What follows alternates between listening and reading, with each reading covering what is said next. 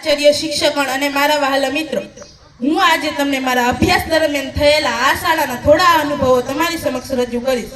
મને આ શાળામાં પ્રવેશ 5મા ધોરણમાં મળેલો.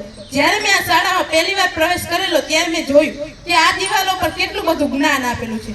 મેં આ જોઈને ચકિત રહી ગઈ. મને થયું કે ના, હું કિસ્મતવાળી તો છું જ્યારે મને આ શાળામાં પ્રવેશ મળી ગયો. પહેલી મુલાકાત મારી અશોક સર હારે થઈ.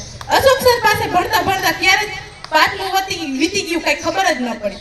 પછી અમે આવ્યા 6માં આવીને મને થયું કે જે અશ્વિન સરને મેં કેટલા કડક ધાર્યા હતા ને એટલા કડક છે નહીં. પછી વાત કરવા જાવ કમલા ટીચરની શું વાત કરું. રસોઈથી લઈને ફૂલ છોડવા સુધી એમને મને બધું શીખવાડ્યું. દક્ષા ટીચર પાસેથી મને એ શીખવા મળ્યું જે એક દીકરીને પોતાની મા પાસેથી શીખવા મળે છે.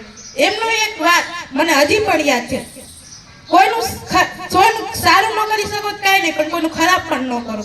ચાહલ ટીચરની એ સ્માઇલ જોઈને મને તો આખો દિવસ સારો હોઈ જાય.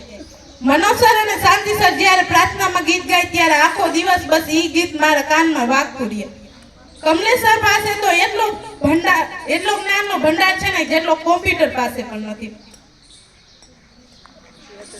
ભારતી ટીચર એ આપણને ડાન્સ શીખડાવે, હર મુસીબત સામે સામનો કરતા શીખડાવે.